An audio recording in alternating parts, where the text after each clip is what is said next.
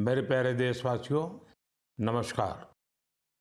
आज पूरा देश आतंकवाद के खिलाफ एकजुट है, आक्रोश से भरा हुआ है, संकल्पबद्ध है।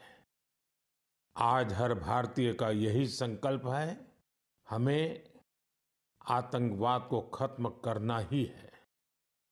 साथियों, ऑपरेशन सिंदूर के दौरान हमारी सेनाओं ने जो पराक्रम दिखाया है, उसने हर हिंदुस्तानी का सिर ऊंचा कर दिया है। जिस प्रिसिजन के साथ, जिस सटीकता के साथ हमारी सेनाओं ने सीमा पार के आतंकवादी ठिकानों को ध्वस्त किया, वो अद्भुत है। ऑपरेशन सिंदूर ने दुनिया भर में आतंक के खिलाफ लड़ाई को नया विश्वास और उत्साह दिया है।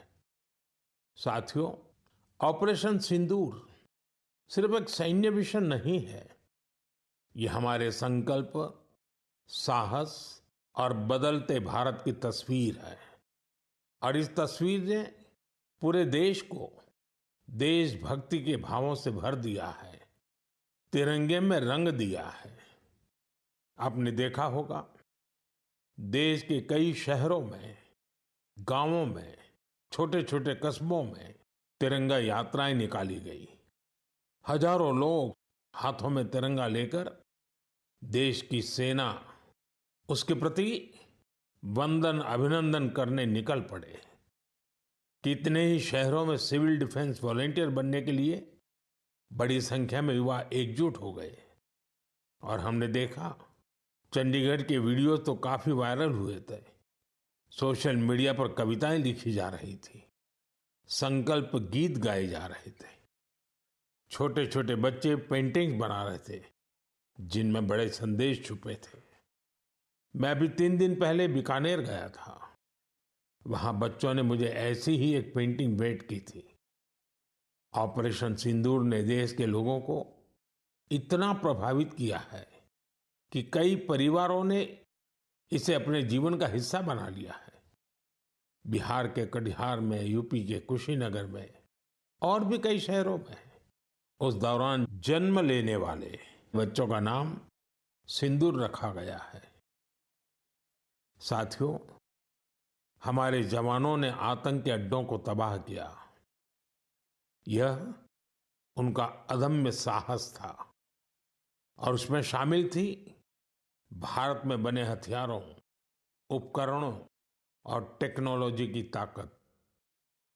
उसमें आत्मनिर्भर भारत का संकल्प भी था। हमारे इंजीनियर्स, हमारे तकनीशियन, हर किसी का पसीना इस विजय में शामिल है। इस अभियान के बाद पूरे देश में वोकल फॉर लोकल को लेकर एक नई ऊर्जा दिख रही है। कई बातें मन को छू जाती है। एक माँ बाप ने कहा, अब हम अपने बच्चों के लिए सिर्फ भारत में बने खिलौने ही लेंगे। देशभक्ति की शुरुआत बचपन से होगी। कुछ परिवारों ने शपथ ली है, हम अपनी अगली छुट्टियां देश के किसी खूबसूरत जगह में ही बिताएंगे। कई युवाओं ने मेड इन इंडिया का संकल्प लिया है, वो देश में ही शादी करेंगे। किसी ने ये भी कहा है, अब जो भी गिफ्ट देंगे वह किसी भारतीय शिल्पकार के हाथों से बना होगा। साथियों, यही तो है भारत की असली ताकत, जन मन का जुड़ाव, जन भागीदारी। मैं आप सबसे भी आग्रह करता हूं, आइए इस अवसर पर एक संकल्प लें। हम अपने जीवन में जहां भी संभव हो, देश में बनी चीजों को प्राथमिकता देंगे। यह सिर्फ आर्थिक आत्मनिर्भरता की बात नहीं है, यह राष्ट्र के निर्माण में भागीदारी का भाव है।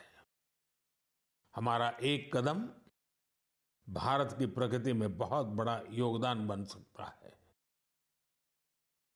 साथियों, बस से कहीं आना जाना कितनी सामान्य बात है, लेकिन मैं आपको एक ऐसे गांव के बारे में बताना चाहता हूं जहां पहली बार एक बस पहुंची। इस दिन का वहां के लोग वर्षों से इंतजार कर रहे थे और जब गांव में पहली बार बस पहुंची तो लोगों ने ढोल नगाड़े बजाकर उसका स्वागत किया। बस को देखकर लोगों की खुशी का ठिकाना नहीं था। गांव में पक्की सड़क थी, लोगों को जरूरत थी, लेकिन पहले कभी यहां बस नहीं चल पाई थी। क्यों? क्योंकि ये गांव माओवादी हिंसा से प्रभावित था। यह जगह है महाराष्ट्र के गढ़चिरौली जिले में और इस गांव का नाम है काटेजरी। काटेजरी में आए इस परिवर्तन को आसपास के पूरे क्षेत्र में महसूस किया जा रहा है। अब यहां हालात तेजी से सामान्य हो रहे हैं। माओवाद के खिलाफ सामूहिक लड़ाई से अब ऐसे क्षेत्रों तक भी बुनियादी सुविधाएं पहुंचने लगी हैं। गांव के लोगों का कहना है कि बस के आने से उन लोगों का जीवन बहुत आसान हो जाएगा। साथियों, मन की बात में हम छत्तीसगढ़ में हुए बस्तर ओलंपिक और माओवाद प्रभावित क्षेत्रों में साइंस लैब पर चर्चा कर चुके हैं। यहाँ के बच्चों में साइंस का पैशन है, वो स्पोर्ट्स में भी कमाल कर रहे हैं। ऐसे प्रयासों से पता चलता है कि इन इलाकों में रहने वाले लोग कितने साहसी होते हैं। इन लोगों ने तमाम चुनौतियों के बीच अपने जीवन को बेहतर बनाने की राह चुनी है। मुझे यह जानकर भी बहुत खुशी हुई कि 10वीं और 12वीं की परीक्षाओं में दंतेवाड़ा जिले के नतीजे बहुत शानदार रहे हैं। करीब 95% रिजल्ट के साथ ये जिला 10वीं के नतीजों में टॉप पर रहा। वहीं 12वीं की परीक्षा में इस जिले ने छत्तीसगढ़ में छठा स्थान हासिल किया। सोचिए, जिस दंतेवाड़ा में कभी माओवाद चरम पर था, वहां आज शिक्षा का परचम लहरा रहा है। ऐसे बदलाव हम सभी को गर्व से भर देते हैं। मेरे प्यारे देशवासियों, अब मैं लायंस, शेरों से जुड़ी एक बड़ी अच्छी खबर आपको बताना चाहता हूं। पिछले केवल 5 वर्षों में गुजरात के गीर में शेरों की आबादी 674 से बढ़कर 891 हो गई है। 674 से 891। लायन सेंसस के बाद सामने आई शेरों की ये संख्या बहुत उत्साहित करने वाली है। साथियों, आप में से बहुत से लोग यह जानना चाह रहे होंगे कि आखिर ये एनिमल सेंसस होती कैसे है। ये एक्सरसाइज बहुत ही चुनौतीपूर्ण है। आपको यह जानकर हैरानी होगी कि लायन सेंसस 11 जिलों में 35,000 वर्ग किलोमीटर के दायरे में की गई थी। सेंसस के लिए टीमों ने राउंड द क्लॉक यानी 2400 घंटे इन क्षेत्रों की निगरानी की। इस पूरे अभियान में वेरिफिकेशन और क्रॉस वेरिफिकेशन दोनों किए गए। इससे पूरी बारीकी से शेरों की गिनती का काम पूरा हो सका। साथियों, एशियाटिक लायन की आबादी में बढ़ोतरी ये दिखाती है कि जब समाज में ओनरशिप का भाव मजबूत होता है तो कैसे शानदार नतीजे आते हैं।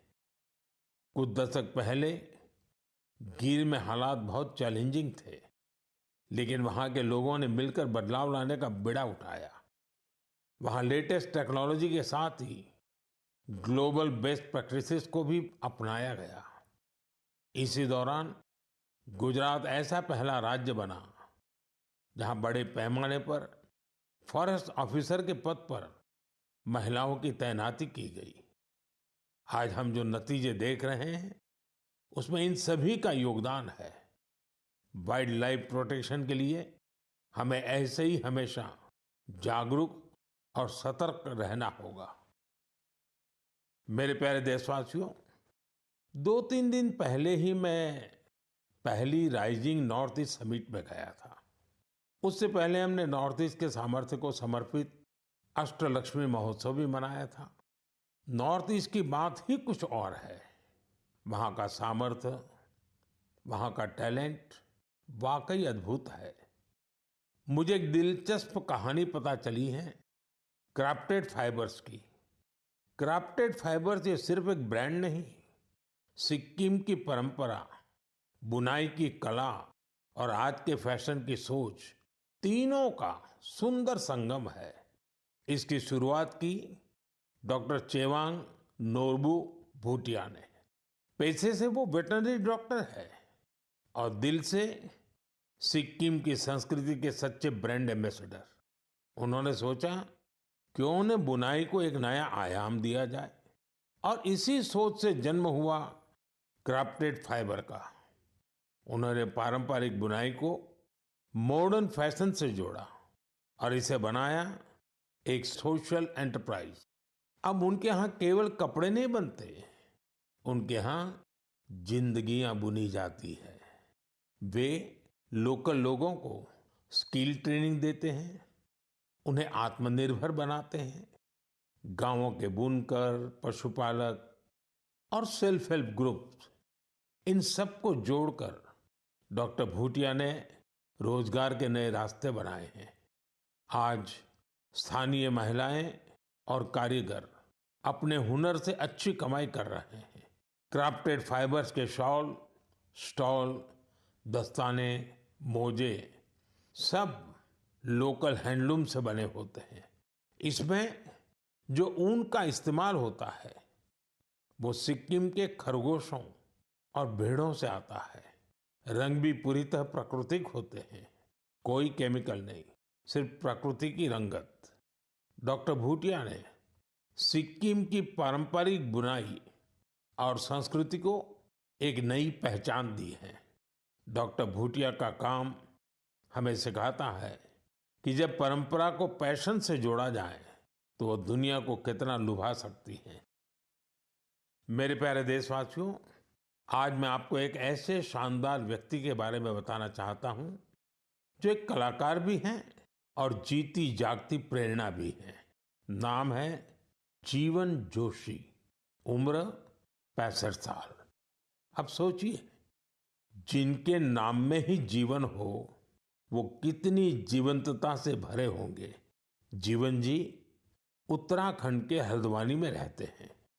बचपन में पोलियो ने उनके पैरों की ताकत छीन ली थी, लेकिन पोलियो उनके हौसलों को नहीं छीन पाया। उनके चलने की रफ्तार भले ही कुछ धीमी हो गई, लेकिन उनका मन कल्पना की हर उड़ान उड़ता रहा। इसी उड़ान में जीवन जी ने एक अनोखी कला को जन्म दिया। नाम रखा बगेट। इसमें वो चीड़ के पेड़ों से गिरने वाली सूखी छाल से सुंदर कलाकृतियां बनाते हैं। वो छाल जिसे लोग आमतौर पर बेकार समझते हैं, जीवन जी के हाथों में आते ही धरोहर बन जाती है।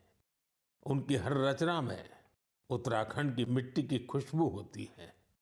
कभी पहाड़ों के लोक वाद्य यंत्र, तो कभी लगता है जैसे पहाड़ों की आत्मा उस लकड़ी में समा गई हो।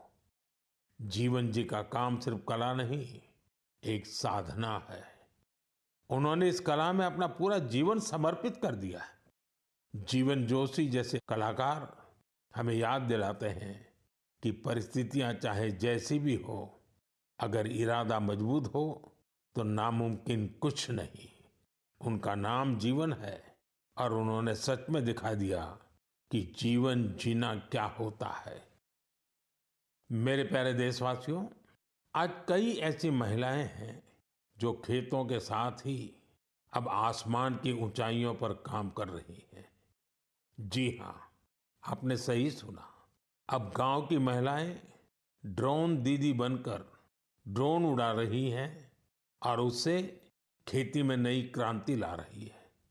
साथियों, तेलंगाना के संगारेड्डी जिले में कुछ समय पहले तक जिन महिलाओं को दूसरों पर निर्भर रहना पड़ता था, आज वही महिलाएं ड्रोन से 50 एकड़ जमीन पर दवा के छिड़काव का काम पूरा कर रही है। सुबह 3 घंटे, शाम 2 घंटे और काम निपट गया। धूप की तपन नहीं, जहर जैसे केमिकल्स का खतरा नहीं। साथियों, गांव वालों ने भी इस परिवर्तन को दिल से स्वीकार किया है। अब ये महिलाएं ड्रोन ऑपरेटर नहीं, स्काई वॉरियर्स के नाम से जानी जाती है। ये महिलाएं हमें बता रही हैं, बदलाव तब आता है जब तकनीक और संकल्प एक साथ चलते हैं।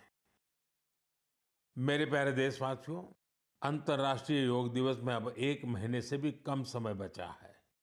ये अवसर याद दिलाता है कि अगर आप अब भी योग से दूर हैं, तो अब योग से जुड़े। योग आपका जीवन जीने का तरीका बदल देगा। साथियों, 21 जून 2015 में योग दिवस की शुरुआत के बाद से ही इसका आकर्षण लगातार बढ़ रहा है। इस बार भी योग दिवस को लेकर दुनिया भर में लोगों का जोश और उत्साह नजर आ रहा है। अलग अलग संस्थान अपनी तैयारियां साझा कर रहे हैं। बीते वर्षों की तस्वीरों ने बहुत प्रेरित किया है। हमने देखा है, अलग अलग देशों में किसी साल लोगों ने योग चेन बनाई, योग रिंग बनाई। ऐसी बहुत ही तस्वीरें हैं जहां एक साथ 4 जनरेशन मिलकर योग कर रही हैं। बहुत से लोगों ने अपने शहर की आइकॉनिक प्लेसेस को योग के लिए चुना। आप भी इस बार कुछ इंटरेस्टिंग तरीके से योग दिवस मनाने के बारे में सोच सकते हैं। साथियों, आंध्र प्रदेश की सरकार ने योग आंध्र अभियान शुरू किया है। इसका उद्देश्य पूरे राज्य में योग संस्कृति को विकसित करना है। इस अभियान के तहत योग करने वाले 10 लाख लोगों का एक पूल बनाया जा रहा है। मुझे इस वर्ष विशाखापत्तनम में योग दिवस कार्यक्रम में शामिल होने का अवसर मिलेगा। मुझे जानकर अच्छा लगा कि इस बार भी हमारे युवा साथी देश की विरासत से जुड़ी आइकॉनिक प्लेसेस पर योग करने वाले हैं। कई युवाओं ने नए रिकॉर्ड बनाने और योग चेन का हिस्सा बनने का संकल्प लिया है। हमारे कॉरपोरेट्स भी इसमें पीछे नहीं है। कुछ संस्थानों ने ऑफिस में ही योग अभ्यास के लिए अलग स्थान तय कर दिया है। कुछ स्टार्टअप्स ने अपने ऑफिस योग अवर्स तय कर दिए हैं। ऐसे भी लोग हैं जो गांवों में जाकर योग सिखाने की तैयारी कर रहे हैं। हेल्थ और फिटनेस को लेकर लोगों की ये जागरूकता मुझे बहुत आनंद देती है। साथियों, योग दिवस के साथ साथ आयुर्वेद के क्षेत्र में भी कुछ ऐसा हुआ है जिसके बारे में जानकर आपको बहुत खुशी होगी। कल ही यानी 24 मई को WHO के डायरेक्टर जनरल और मेरे मित्र तुलसी भाई की मौजूदगी में एक MOU साइन किया गया है। इस एग्रीमेंट के साथ ही international classification of health interventions के तहत एक डेडिकेटेड ट्रेडिशनल मेडिसिन मॉड्यूल पर काम शुरू हो गया है। इस पहल से आयुष को पूरी दुनिया में वैज्ञानिक तरीके से अधिक लोगों तक पहुंचाने में मदद मिलेगी। साथियों, आपने स्कूलों में ब्लैक बोर्ड तो देखा होगा, लेकिन अब कुछ स्कूलों में शुगर बोर्ड भी लगाया जा रहा है। ब्लैक बोर्ड नहीं, शुगर बोर्ड। CBSE की इस अनोखी पहल का उद्देश्य है बच्चों को उनके शुगर इंटेक के प्रति जागरूक करना। कितनी चीनी लेनी चाहिए और कितनी चीनी खाई जा रही है, ये जानकर बच्चे खुद से ही हेल्दी विकल्प चुनने लगे हैं। ये एक अनोखा प्रयास है और इसका असर भी बड़ा पॉजिटिव होगा। बचपन से ही स्वस्थ जीवन शैली की आदतें डालने में ये काफी मददगार साबित हो सकता है।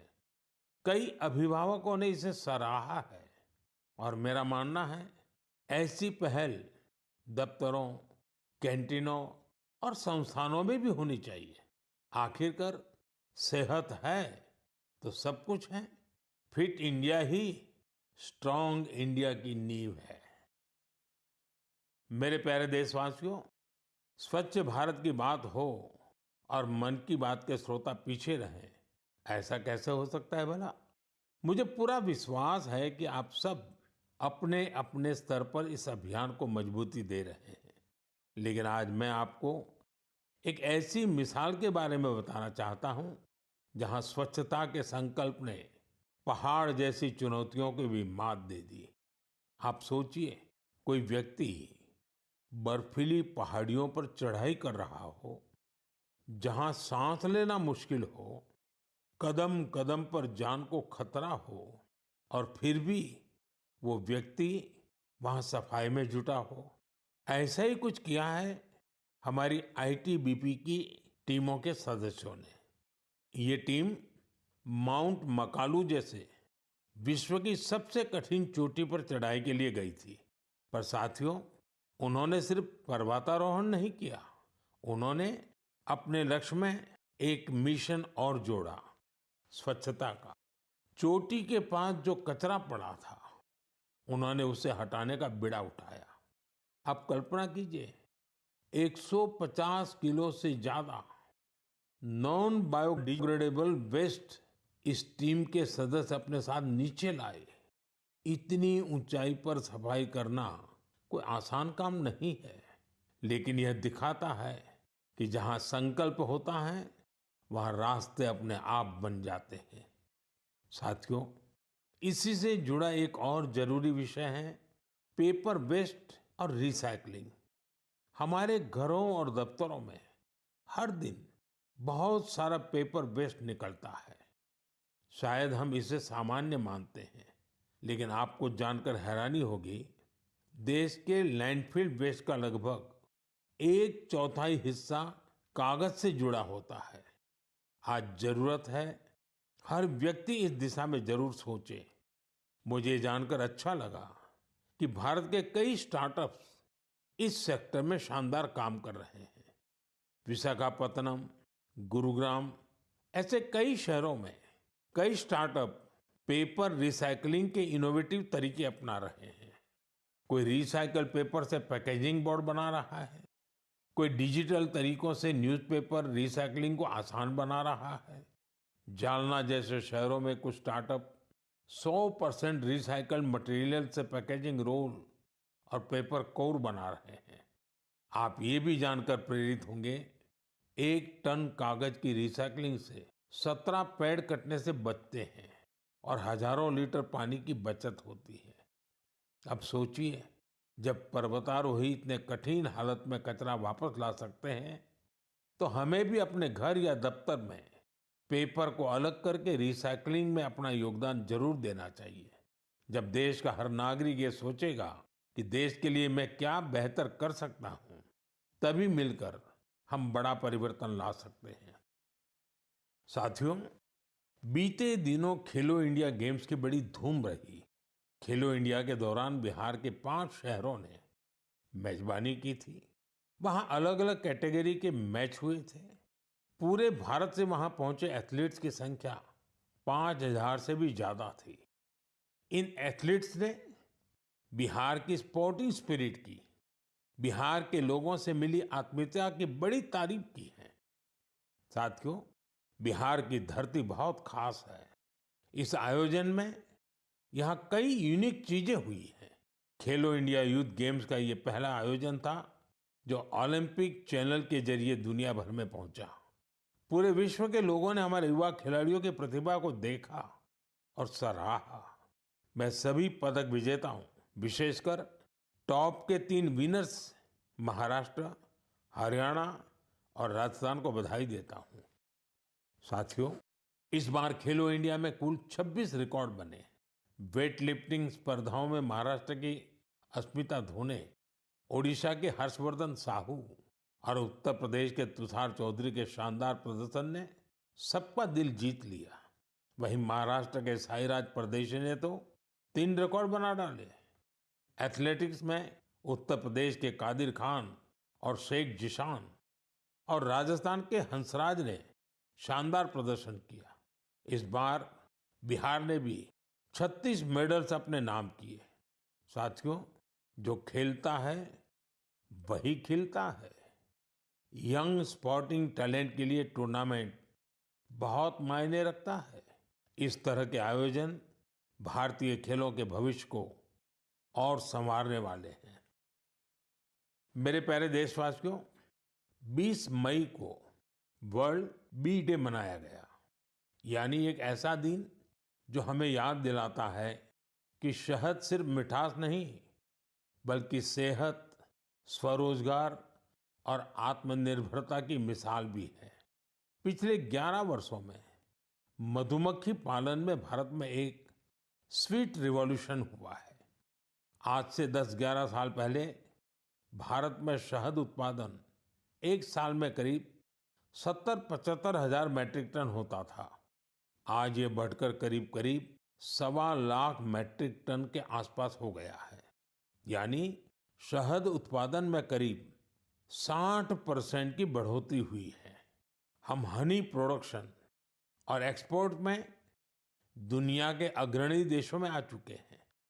साथियों, इस पॉजिटिव इम्पैक्ट में राष्ट्रीय मधुमक्खी पालन और शहद मिशन की बड़ी भूमिका है।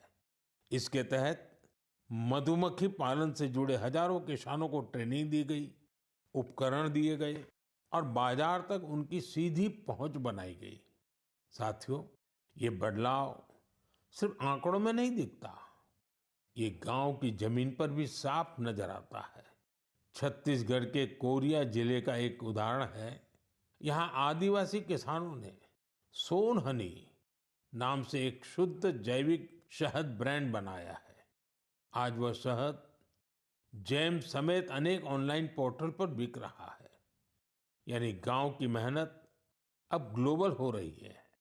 इसी तरह उत्तर प्रदेश, गुजरात, जम्मू कश्मीर, पश्चिम बंगाल और अरुणाचल प्रदेश में हजारों महिलाएं और युवा अब हनी उद्यमी बन चुके हैं। साथियों, और अब शहद की केवल मात्रा नहीं, उसकी शुद्धता पर भी काम हो रहा है। कुछ स्टार्टअप अब एआई और डिजिटल टेक्नोलॉजी से शहद की गुणवत्ता को प्रमाणित कर रहे हैं।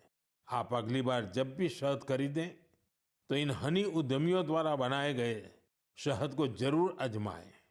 कोशिश करें कि किसी लोकल किसान से, किसी महिला उद्यमी से भी शहद खरीदें, क्योंकि उस हर बूंद में स्वाद ही नहीं, भारत की मेहनत और उम्मीदें घुली होती हैं। शहद की ये मिठास आत्मनिर्भर भारत का स्वाद है। साथियों, जब हम शहद से जुड़े देशों के प्रयासों की बात कर रहे हैं, तो मैं आपको एक और पहल के बारे में बताना चाहता हूँ। ये हमें याद दिलाती है कि हनी बीज की सुरक्षा सिर्फ पर्यावरण की नहीं, हमारी खेती और फ्यूचर जनरेशन की भी जिम्मेदारी है। ये उदाहरण है पुणे शहर का, जहाँ एक हाउसिंग सोसाइटी में मधुमक्खियों का एक छत्ता हटाया गया। शायद सुरक्षा के कारण या डर की वजह से, लेकिन इस घटना ने किसी को कुछ सोचने पर मजबूर कर दिया। अमित नाम के एक युवा ने तय किया कि बीज को हटाना नहीं, उन्हें बचाना चाहिए। उन्होंने खुद सीखा, मधुमक्खियों पर सर्च की और दूसरों को भी जोड़ना शुरू किया। धीरे धीरे उन्होंने एक टीम बनाई जिसे उन्होंने नाम दिया बी फ्रेंड्स, यानी बी मित्र। अब ये बी फ्रेंड्स मधुमक्खियों के छत्तों को एक जगह से दूसरी जगह सुरक्षित तरीके से ट्रांसफर करते हैं, ताकि लोगों को खतरा न हो और हनी बीज भी जिंदा रहे। अमित जी के इस प्रयास का असर भी बड़ा शानदार हुआ है। हनी बीज की कॉलोनी बच रही है, हनी प्रोडक्शन बढ़ रहा है और सबसे जरूरी है, लोगों में अवेयरनेस भी बढ़ रही है। ये पहल हमें सिखाती है कि जब हम प्रकृति के साथ तालमेल में काम करते हैं तो उसका फायदा सबको मिलता है। मेरे प्यारे देशवासियों, मन की बात के इस एपिसोड में इस बार इतना ही। आप इसी तरह देश के लोगों की उपलब्धियों को, समाज के लिए उनके प्रयासों को मुझे भेजते रहिए। मन की बात के अगले एपिसोड में फिर मिलेंगे। कई नए विषयों और देशवासियों की नई उपलब्धियों की चर्चा करेंगे। मुझे आपके संदेशों का इंतजार है। आप सबका बहुत बहुत धन्यवाद। नमस्कार।